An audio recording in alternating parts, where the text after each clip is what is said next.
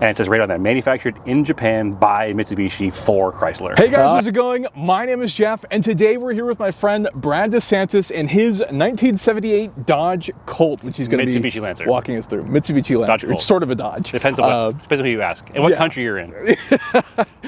Today he's going to be walking us through it. Now, this is one of just many cars that you actually have, Brad, right? Yeah, call me out soon on that, but yes, I do have a few cars. Right, and then if people wanted to check out your car collection and some of the other automotive-related things you do, where would they go to do that? Just search my name on Flickr. I have a Flickr page full of everything with high-quality pictures, or if you want quick hits, my Instagram is TSISS350. That's it's a combination of other cars that I own. We can get to that later on. Okay. And then check out, I do have a podcast. Listen, I have a podcast. I got to bring it up first thing, right?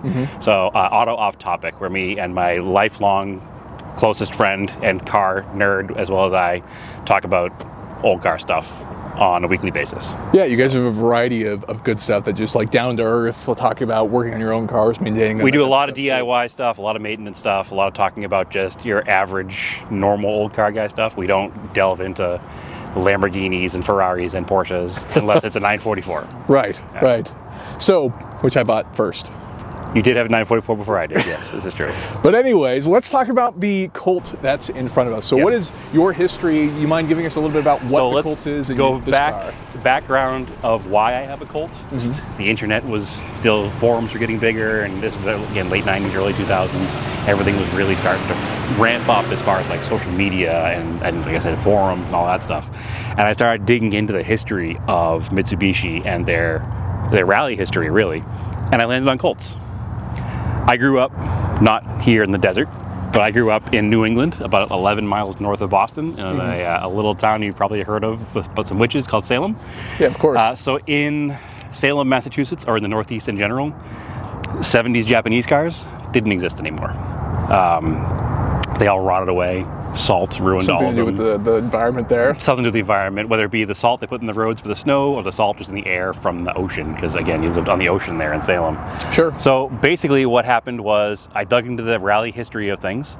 I learned about the Mitsubishi Lancer evolution and it's what it evolved from. And this here is technically a first-gen Mitsubishi Lancer. So any other country you bought this in, it would not have been called a Dodge Colt. It would have been called something else. There's a myriad of names. But obviously the Japanese version, the one that's based on is a Mitsubishi Lancer. So they didn't actually sell the Lancer then under Mitsubishi here in the States? Not in the States. There was no Mitsubishi in the States until 1982, 83 technically. Okay. So in the 70s, Dodge wanted a small car to compete with what was coming from Japan and what was coming from Germany with the Beetle and everything. And they said, all right, Mitsubishi, you don't sell cars here. Yeah. We don't have a small car. Let's ink together a deal and let's sell you some Mitsubishis in the States, but we're going to badge them as Dodges. So they badged them as the Dodge Colt. First, we had the Galant, which was a Dodge Colt. Then it was replaced by the Lancer, which was a Dodge Colt. And then it kind of went off the rails and we had a bit of everything. There was a time when you could get a Galant or a Lancer, both badged as a Dodge Colt, and a Mirage badged as a Dodge Colt. So it was, it got a little weird. A bunch of different cars. It got a little weird in the end. The same. Weird. So just ignore the Dodge lineage of Colts because not all of them are related to each other. They're all different. They're all different. Cars. They're all different. I have a 74 Dodge Colt as well, which is technically a second generation Mitsubishi Lancer. Galant. So just to confuse things. Yep. Yeah, so even though they're both Colts, they're in no way related to each other. Other than they have Mitsubishi. The cars are 100% Mitsubishis. There's no parts on here that Dodge made, except maybe the Colt badges. And maybe the Dodge badge on maybe the Dodge badge on the hood, but every part in the car is a Mitsubishi part. It's a Mitsubishi engine, it's a Mitsubishi transmission, Mitsubishi sheet metal, suspension, rear end, brake, everything's Mitsubishi. So how did you actually get the car? So about 10 years ago, I had this 1995 Mitsubishi Mirage that I also loved. It was kind of a dumb car. At the time, I'm sure everybody's familiar with the current Mirage. It's this tiny little economy car. Yes. In the 90s, the Mirage was more akin to a Honda Civic. So it was Civic coupe sized, had a 1.8 5-speed fun little car. Long story short, it got hit by a driver who blew a stop sign, and the insurance totaled it out. And at the time, this car happened to be on Craigslist in like Southern California, and I still lived in New England. And I always wanted one. I had this sudden influx of all this cash in my pocket. Wasn't a lot of cash. I think I got $2,000 from my Mirage. But this car here, I think was $1,800 at the time, which is not a lot of money. At the time, it was probably all the money for a 78 Colt. They'd maybe gone up a little bit, not a lot, but it needed some work. It didn't look anything like this. It was very dingy. It had steel wheels. It needed some help. I ill-advised sent money across the states and didn't have anything to show for it, and then just kind of crossed my fingers and hoped a Colt showed up in my house. And lo and behold, it did. So, and then you still have it. And I still have it. And it's of all my weird, eclectic pile of stuff that I have, it's probably my favorite car. So favorite car? It is. That's high praise. It doesn't make any sense. It's not fast. It's not a really great handling car. It's a happy car. It's a fun car to drive, and it always starts. So that's the key. That's the key. It always runs and drives. I mean, it's never been a daily. I've probably put 35,000 miles on it in 10 years, which is not an insignificant amount. No, especially with a little 4-speed. It doesn't really go on the highway very well. 65, 70 if you push it. Not all day, but... Is it a true 4-speed, or is it a 3-speed with overdrive? It's true 4-speed. Okay. Yeah. Okay, cool. So talk about... Now, you said it was a little bit rough when you got it. So what have you done since to sort of update the car, and what has it current sits? All the maintenance stuff. Obviously, brakes all around have been done. And this is what? This is discs or drums in the rear? Disc in the front, drums in the rear. Okay. Brakes all around have been done. It's actually due to have brakes done again in the front. Actually, I have a caliper that's a little bit on the sticky side, I think. Yeah, sure. I ordered some parts. I got to rebuild them. They don't make them anymore, so. Ugh. Yeah, it is what it is. It's at that point where you don't want to hot rod something, but you kind of have to hot rod something because the parts don't exist to keep it stocked forever. It's strictly a labor of love at this point. At this point, yeah. So it has a few things done to it other than that. Wheel bearings have been done. These are all the maintenance stuff, timing belt, water pump, all the stuff you need to do to keep a car running for 10 years plus or whatever. Sure. The previous owner did some inappropriate mods to it. It had tires and wheels on didn't fit very well, so I scored these true American racing, the Shelby These are great. Well, you see a lot of Datsun 510s run these wheels. Okay. They actually came on, a friend of mine bought a first-gen Celica, and his plans were to do like big wheels and flares and everything, and he sold these to me for a pretty inexpensive price for a set of original 14-inch, American racing daisies that are actually never even been painted. So usually you see them, they've been painted, and these are as they would have come from the factory in the late 60s, early 70s. Again, 510 guys love these wheels. Is this blue, the original blue? This is the original paint. Car's never been hit, never been painted, never been anything. It shows its life. It's a survivor, yeah. So, again, Colts were sold only in this country really as Dodge Colts. Japan, they were Mitsubishi Lancers. Australia, they were Chrysler Lancers. In England, they would have been called Colt was the brand, not Mitsubishi. Weird. So a Colt Lancer. They almost sold them like K cars then. Yeah, they sold so many different monikers of the car, which is part of the reason that it's kind of unknown to this day. Like, sure. It's mechanically no different than a mid-70s Toyota Corolla, but everybody remembers the Corolla. Everybody knows the Corolla because Corolla existed the same everywhere and also for decades. Initial D, I think. That helped with the A86s for yes. sure. Yeah. But I mean, mechanically, it's the same car as the 70s Corolla or even the Halo car, the Ford Escort. Okay. It was just literally leaf springs, McPherson strut front suspension, nothing special. Recirculating ball steering. Like, it's very simple 70s car. Like, you bought a small 70s car, you had two choices. You had a car with leaf spring rear and a solid axle, or you had a car with independent rear like a 510 or an Alpha or a BMW 2002. I mean, other than that, the cars are all kind of mechanically the same. They all kind of drive similar. So going back to what led me to these cars, learning about the rally history of Mitsubishi, these cars were dominant in desert rallies, and it's like the Safari Africa Rally. Okay. The Flying Sikh, his name was Jodinger Singh. He drove one of these to victory in the Africa Rally for years, and he beat all of those escorts that everybody is. I mean, this is still a fun car, right? At the end of the day, this is essentially still a rear-wheel drive, two-door coupe. It's a fun little car. The problem they have is they were sold to Americans as economy cars. Right. They weren't sold on any of their sporting pretense. If you look at ads for them from Australia, from England, from Japan, it'll show the rally spec version and doing rally car things, jumping through the air, diving through puddles, doing all those things. If you look at the American ads for it, it talks about that it came with reclining seats and a cigarette lighter and optional air conditioning, and it gets 38 miles per gallon. That's how they advertise it. Ah, yes, the things sports car enthusiasts care about. It made it fly completely under the radar to anybody who's buying a car with sporting ideas in America, for sure. Right. And so some of the things that we have here, we have a Colt badge, which, do you know if this changed throughout the various generations? Minor. At all? Yeah, okay. Minor. It's a little different. A lot of the early cars have a big Colt head somewhere on them. Yeah. This car doesn't have that. It has, you can insert a picture of it later, the Dodge Fratzog logo. Right. Which is the 3 kind of triangle-shaped logo. Right. This is one modification that my friend Andrew and I did to the car. We tucked the bumper in a good 3 or 4 inches. That improves the looks of the car dramatically. Dramatically, yeah. I'll send you pictures of it so you can put them in there, because it's a big difference. Yeah, those crash legislations ruin styling on everything. Yep. So the other market ones have a much thinner bumper or a closer bumper to the car. So literally we just collapsed the big shock absorbers that are in there. Yep. There was a big, like 3-inch wide filler plate that is in my attic in case I ever wanted to put it back for whatever reason. Yep. And this is actually garage door welting, just to kind of fill in the gap a little bit. And then we put these driving lights on there. That was actually my best man gift for being the best man at his wedding. Well, that's great. I mean, that's fairly clean and subtle the way you did that. You know, obviously there's a lot of insanely high-end builds that are well into the multiple 6 figures where they do the full I mean, you look like a Chip Foose guy, and they remolded the bumper, and literally all I used was a hammer and a drill. I was going to say, you did this, and it looks phenomenal. It's a much similar notice, version but it cleans up the car a lot. If you look at details, like if you look right here, I have to trim these back because they kind of cover the marker light a little bit. Sure. I'm just trying to... It's always a project car. I want to buy a second set because I don't want to cut these. I hear you. And then not have... I don't want to ruin them. Yes, no, I'm the same way. Whenever it comes to like older cars, you're like, I'm not sure how many of these actually exist. Yeah, exactly. I need to buy a second set just in case. So I want to have a second set of those bumper ends just so I can cut them and make them fit properly around those lights. I don't want to cut the only ones I have, so. Yeah, I mean, it's a fairly looking sporty car. We have the Dodge badge in the front, but there's even a little bit of a hood bulge, and it kind of accents just the lights a little bit more.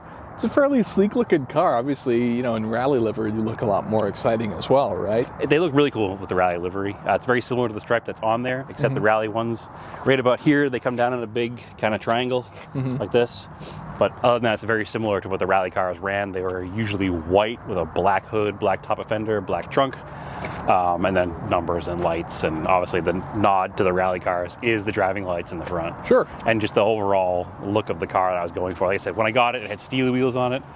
It looked pedestrian. They were like, I think they were 13 by 4.5s. So going up to the massive 14 by 5.5s is a huge improvement in looks in the car and the way the car drives. Okay, so with that, let's go ahead and take a look at the interior so we can see what all is going on in this Colt. Okay, so moving on to the interior of the Colt, what do we have going on in here, Brad? So it's about as basic as a car comes. Doesn't have many options. The windows are old school hand crank. The mirror is put the windows down, reach outside and adjust your mirror. It doesn't have much going on. I mean, you got a cigarette lighter, you have heater controls, you're supposed to have a radio. I don't have one of those. It doesn't even come with a factory tack. The only gauges are the speedometer, odometer, fuel, temperature. It's got an oil pressure idiot light and a charging idiot light. I have added a old school Sun Pro Super Tack, the little 2-inch guy. That makes it go faster. It lets me know how high I'm revving it because it's important to know. There's no rev limiter in an old carbureted car, you know? So it's attached the way that it would have been attached in period. They usually used a big zip tie or a hose clamp to kind of attach it to the steering column. So I didn't want to do anything other than the way it would have been in period. It has the factory, you know, steering wheel still in it, factory shifter assembly, factory e-brake. Literally just like the outside, the inside of the car has pretty much not been touched. Seat covers here are for very important reasons. The vinyl is, let's see, 1978, so that's what, almost 50 years old now? It's vintage. Yeah, so it's in very poor condition. It is still pretty comfortable, but when you sat on it, the hard vinyl is not comfortable, and it's all torn and broken. So these seat covers are here for now. I do intend to eventually get seats redone on it, but it's been one of those things where I haven't done much because it functions and it works, and there's not much there's no reason to do it until I start making the car too nice to enjoy it the way I enjoy it. So looking at it, obviously you have the Fratzog logo in the steering wheel, Right which there, you kind yep. of talked a little bit about earlier, but do you know if the interior changed much as far as like that sort of wood veneer that's on there? Between a Lancer and a Colt? Yeah. No, it's the same. Oh, wow. So Yep. they really did not change much of anything. And there's also another version that, depending on where you bought it, is either called a Plymouth Arrow or a Mitsubishi Celeste. It's the same car, essentially, but in a hatchback. Oh, okay. And that has also the same dash. And even the right-hand drive one is the same thing, just mirrored. Now, there were options where you could get a car that had a factory tachometer. Some cars had air conditioning, which I think on the American ones was always port installed, meaning it didn't come from Mitsubishi with air conditioning. Right. But when it got to the port, they'd put AC, and it would go down here in the same place the factory heater vents are. Huh. So that's the only... There's really no difference in the cars. They're all the same. Even some of the Galants have very similar interior styling. There's not a lot of changes. So Okay, so what do we have under the hood of your Colt? very basic, much like the rest of the car. Looks like it, yes. That seems to be the theme of this car, right? Yeah, It doesn't absolutely. get much more basic than a 78 Dodge Colt. So it is a 1.6 liter Okay. 4G32 Saturn engine. Saturn having nothing to do with the car company Saturn, because Right. obviously in It's a 78 Mitsubishi engine. Saturn didn't exist. Right. But Mitsubishi named all of their engines after celestial things. So they have the Sirius, the Saturn, the Neptune, or all the different engine families. I think you guys actually did an episode about this. On I think the we did, podcast, right? yeah, probably. So like actually the 4G63, which is the famous engine in Right. the Galant VR4, the Lancer Evo, the Eclipse, is a Sirius engine family, and that's Okay. actually my dog is named after that Ah. engine. So that's how deep me and Mitsubishi go now. So this is very basic, 4G32, 1.6 liter. I think it's somewhere in 75, 80 horsepower range. I don't remember exactly. Okay. That was in 1978 at 100 and some odd thousand miles now. I don't know what it makes. All right, time to put it on a dyno. Just kidding. Yeah, I don't know if it's spin the wheels. It's a 2-barrel carburetor. It's the factory carburetor. Literally, under the hood of this car is currently bone stock. If I were to say it was going to continue to be bone stock forever, I'd be lying. The plan there are plans. The plans involve a couple of different ideas. I either would rebuild the 1.6 and do a dual side draft setup, or the ultimate goal would be a naturally aspirated 4G63, also on ITBs. This thing would scoot. Yeah, but nothing fancy. Probably 150, 180 horse. Yeah, but how much does this weigh? This has to be 1,900 pounds or so. Yeah, if doesn't that. weigh much. Yeah. So a 4G63 on ITBs would be my dream. Regardless of whatever happens engine-wise, it will get a Mighty Max 5-speed. So the Mitsubishi Mighty Max pickup came with a 5-speed that bolts to this, or I can get one that bolts to a 4G63 block. Yeah. One of my favorite factors under the hood, my favorite things under the hood, is this little badge right over here, Yes. where it says G32B, which is the other way for saying 4G32. Okay. And it says the model number, that's chassis code. So Yep. you mentioned earlier the A86 Corolla. This would be an A144 Colt or Okay. Lancer.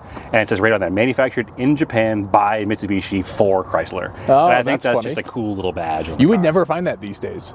No. Most no. of the time you have to start looking in the right spots to buried. find the badges from the other So manufacturers. a couple, there were other, they call them captive imports. So cars that were imported by other manufacturers and then sold by American manufacturers. Yep. There were a few others at the time, and a lot of them had the badge right on it.